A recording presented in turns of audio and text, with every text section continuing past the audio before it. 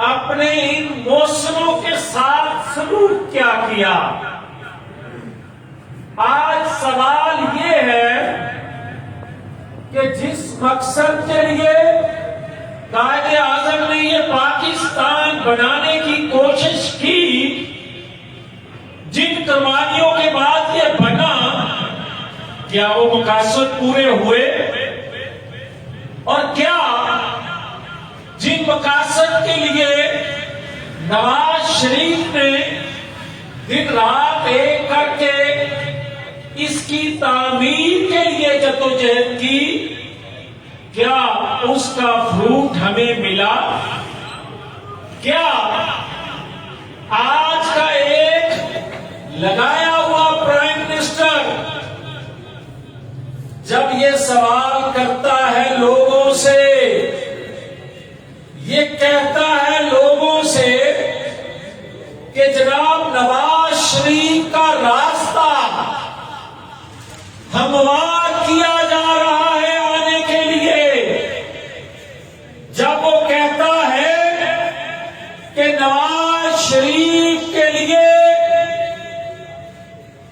इंसाफ देने के लिए राहें हमवार की जा रही हैं, तो कौम आज के दिन ये सवाल कर रही है,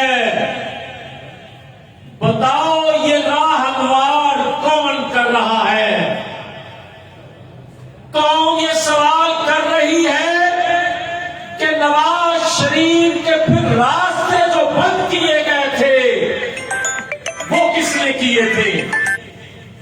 कौन सवाल कर रही है कि बताओ नवाज शरीफ के साथ नाइंसाफी किस दबाव के नतीजे में हुई? कौन सवाल कर रही है कि बकौल इमरान खान के कौन को बताया जाए किस दबाव के तहत नवाज शरीफ से नाइंसाफी हुई थी? फिर आज के दिन कौन सवाल करती है कि किसके कहने पर इमरान खान को सादक और अमीन डिक्लेयर किया गया था? कौन आज सवाल करती है कि नवाज शरीफ के साथ इंसाफ न हो और मुजरम के साथ सलूक जो है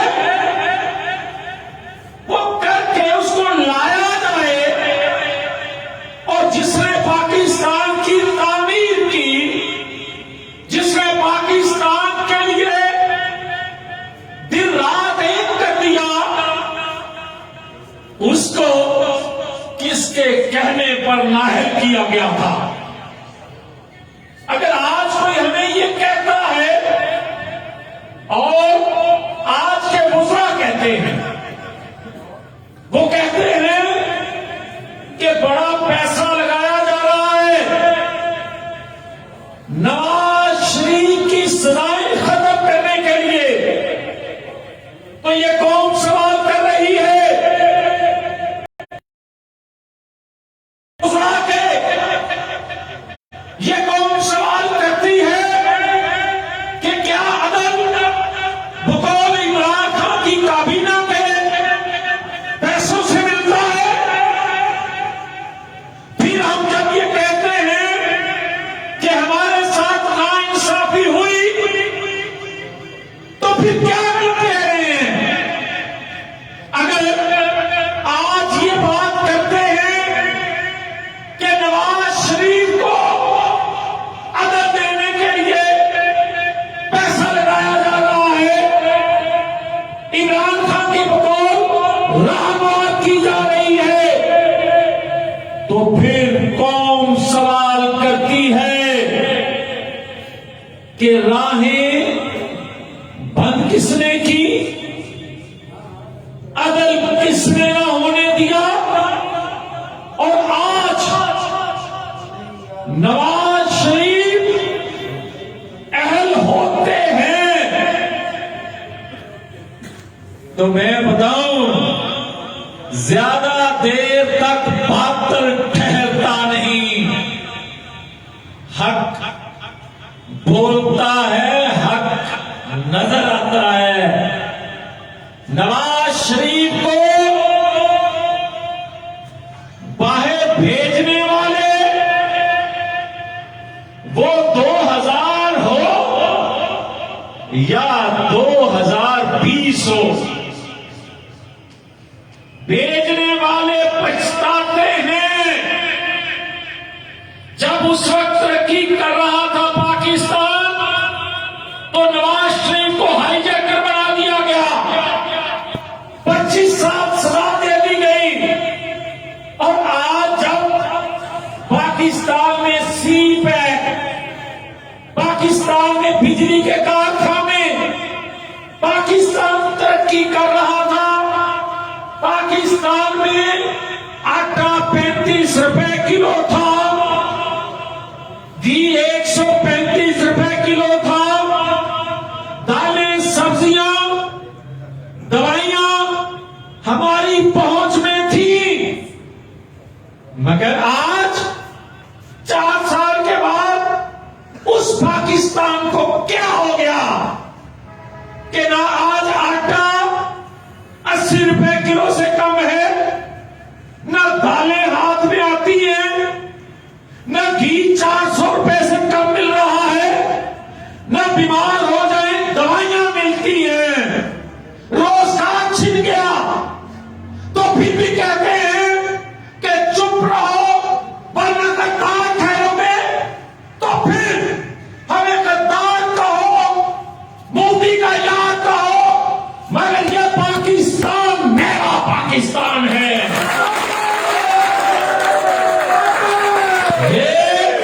ये पाकिस्तान नवाज शरीफ का पाकिस्तान है। रोकने वाले रोक सकते हैं तो रोक लो, नवाज शरीफ आ रहा है। नवाज शरीफ इस धरती का सपूत है। नवाज शरीफ इस मिट्टी से पैदा हुआ है। ये उसका पाकिस्तान है, ये उनका पाकिस्तान नहीं।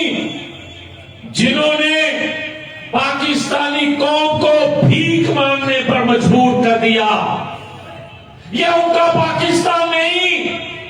जो लंगर खाने खोल के कहते हैं ये नया पाकिस्तान है।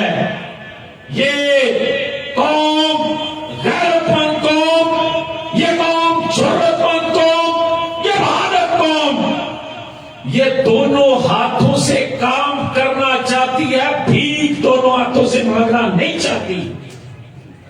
हमें खुदा कौम का पाकिस्तान चाहिए। तो इसलिए आज अगर कोई शहजाद अकबर टाइप चीज या कोई इमरान खान ये कहे कि नवाज शरीफ के लिए रास्ते बनाए जा रहे हैं, तो ये रास्ते कौन बनाती है? किसी की हिम्मत नहीं कि नवाज शरीफ के जमीन को खरीद सके या उसको असूलों से अलग कर सके। हमने एक असूली जदोजहद की है, जिसको आप मज़ाहमत कहते हैं, हम उसको जद्दोजहद कहते हैं। जिसको तुम गद्दारी से तशबीह देते हो, हम उसे आईनी जदोजहद कहते हैं। हमने पाकिस्तान के अंदर आईन कानून की पालादस्ती के लिए जो पिछले 4 सालों से जेलें मुसीबतें झेली हैं, वो समझौते के लिए नहीं, वो आईन कानून पर समझौता करने के लिए नहीं। हमारी किसी से जाती जंग नहीं, हम एक असूल नजरिए के लिए जो जदोजहद कर रहे थे, कर रहे हैं और करते रहेंगे। अगर बगैर जदोजहद के हमें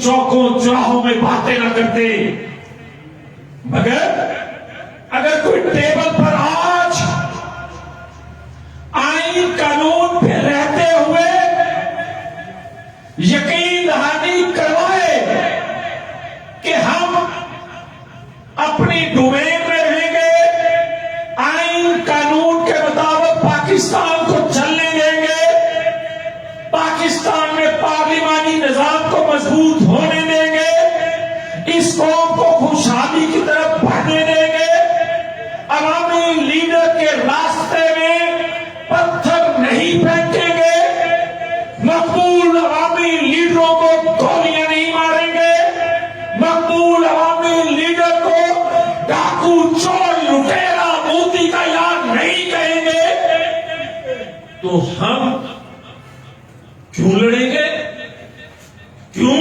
जद्दोजहद करेंगे? अगर उसको आईन कानून पर काम करने पर हर अदारा अपनी अपनी जगह चला जाए तो इसको मुफाहमत कहते हो, तो हम इसको आईनी कानूनी बालादस्ती कहते हैं। हम इसको कोई मुफाहमत का नाम देना चाहता है, इसको मुफाहमत कह ले, मगर अगर कोई ये बात करे कि मेरे पास कोई फार्मूला लेकर कोई आया था, किसी की कोई हैसियत नहीं, किसी का कोई हक नहीं कि आवाम के बगैर कोई फार्मूला दे या आवाम के बगैर कोई फार्मूला हम कबूल करें आईन कानून से हटके। हमें आईन कानून पे रहते हुए आखिरी वक्त तक जदोजहद करनी है, और यही नवाज शरीफ कर रहा है। और अगर कोई ये कहता है कि नवाज शरीफ के अलावा कोई वजीर आजम मुस्लिम लीग से, तो कौन से तो सवाल करे, कौन है तो हमें टेक करे कि नवाज शरीफ नहीं ट्रम्प जमात से। नवाज शरीफ इस मुल्क के लिए जो उसको इंतकाम का निशाना बनाया गया, पाकिस्तानी कौम ने जो 4 साल जदोजहद की, वो जदोजहद नवाज शरीफ के नजरिए के लिए की, नवाज शरीफ की सोच के लिए की, और नवाज शरीफ से होने वाली नाइंसाफियों के खिलाफ की।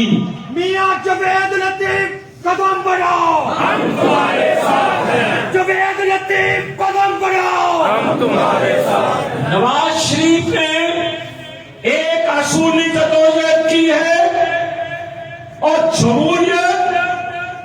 जमहूरी इदवार में दुनिया में सबसे बड़ा होता है कि अवाम अपनी मर्जी से अपने लीडर को मुंतखब करते हैं।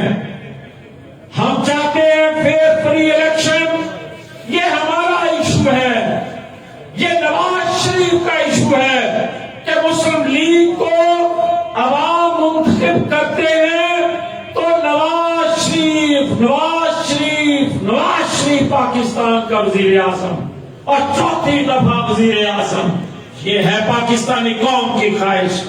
मगर अगर नवाज शरीफ अपनी बात कोई फैसला करते हैं, तो नवाज शरीफ जमात के कायद हैं, जो वो फैसला फिर करें, पूरी मुस्लिम लीग उसको न सिर्फ मानेगी बल्कि नवाज शरीफ के फैसले को सर तस्लीम खम करेगी। मगर ये नहीं हो सकता कि नवाज शरीफ को किसी की ख्वाहिश पर नाअहल किया जाए, और नवाज शरीफ को किसी की ख्वाहिश पर प्राइम मिनिस्टर न बनने दिया जाए। ये बातें 97 के इंतखाबात में भी हमने सुनी थी कि नवाज शरीफ नहीं किसी और को वजीर आजम मुस्लिम लीग से बनाया जाए। ये बातें हमने 2013 में भी सुनी थी। मगर जब कौम फैसला करती है, जब आवाम फैसला करती है, तो सारी साजिशें धरी की धरी रह जाती हैं। मगर पाकिस्तानी कौम के फैसलों को किसी में जुर्रत नहीं होती आगे पीछे करने की। तो ये मेरा इश्क है, ये मेरा अरमान है। मैं नुमाइंदगी करता हूं उस कौम की, उन लोगों की जो समझते हैं कि नवाज शरीफ इस कौम का मोहसन है।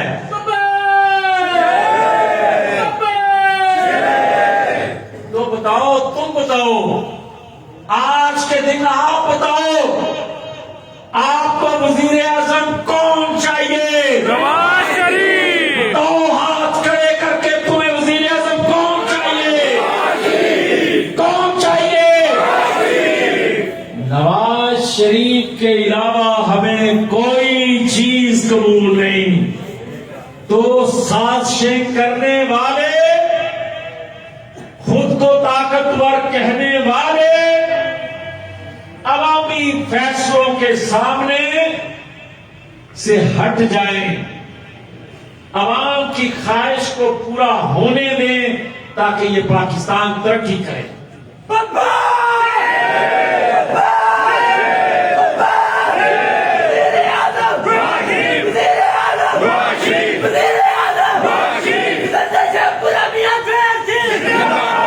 इस पाकिस्तान को खुशहाल पाकिस्तान बनने दें, इस पाकिस्तान को रोशनियों का पाकिस्तान बनने दें, इस पाकिस्तान को रोजगार देने वाला पाकिस्तान बनने दें, इस पाकिस्तान को भिखारी कौम का पाकिस्तान मत बनाओ। इस पाकिस्तान को जो कहते थे कि बाहर से लोग यहां नौकरियां करने आएंगे जब हमारा दौर आएगा, इन्होंने तो पहलियां भी खोली हैं। ये कहते थे कि 1 रुपया डॉलर की कीमत बढ़ जाए तो समझ लो प्राइम मिनिस्टर चोर है। इन्हें कितने पैसे बनाए, इतने कितना बड़ा डाकू है। इसलिए मैं आपसे कह रहा हूं, जो बात इससे पहले की थी, जो शहबाज अहमद चीना कह रहे थे, जब हमने कहा था कि नवाज शरीफ के इस्तकबाल की तैयारियां शुरू कर दो, वो आ रहा है, तो उस वक्त कहते थे ए हवाई गल्ला ने, आज तो जनाब सिलेक्टेड कह रहा है कि नवाज शरीफ आ रहा है। अब बताओ, हक सच की पता देर हो सकती है, अंधेर नहीं। अल्लाह ताला इस कौम को सुरखरू करेगा, अल्लाह ताला नवाज शरीफ को सुरखरू करेगा, और ये उसका सच्चा इंसान होने की निशानी है कि कितने कितने बड़े इल्जामात लगे और उसके करम के बाद, उसकी रहमत के बाद, आपकी वजह से कौम जो नवाज शरीफ के साथ खड़ी हुई, दवाएं दी, निकले, मुसीबतें झेली, उनकी वजह से नवाज शरीफ अपनी जिंदगी में सुरखरू होने जा रहा है।